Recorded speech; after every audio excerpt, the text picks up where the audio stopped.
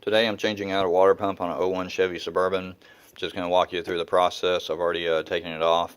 First thing you want to do is drain the antifreeze. And if you look on the driver's side, down at the bottom of the radiator, you'll see the drain valve. Go ahead and twist that out and drain the antifreeze on it. Then you'll start taking apart the top side, take the coolant hose off, and then take a couple of the other connections off up top there. You'll pretty much see them. And then you'll need to loosen up the fan clutch that's setting on the water pump. Now on the fan, this is the only specialized tool that I use.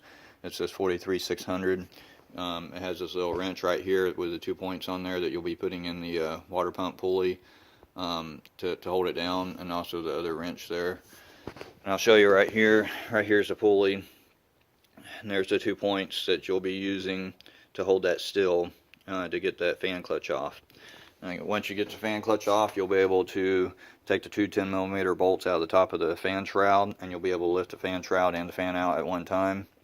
After that, you'll just start disconnecting your pipes off from the water pump. This one's on the passenger side, and then you have those two that's sitting on the side.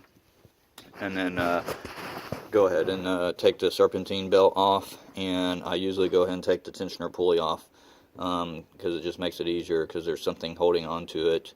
Once that comes off, then I take these 6 mounting bolts out of the water pump. You can see that there's 3 on each side, 3 over here and 3 over there, and then you'll be able to take the water pump out.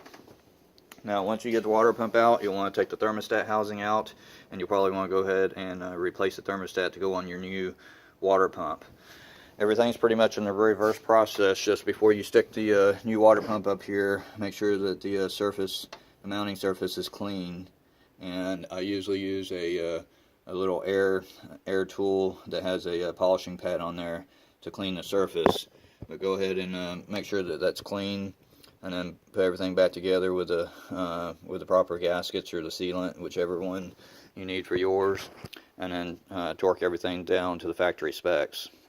Now once you do that, everything goes back in reverse of the way you took it out. It's not too hard.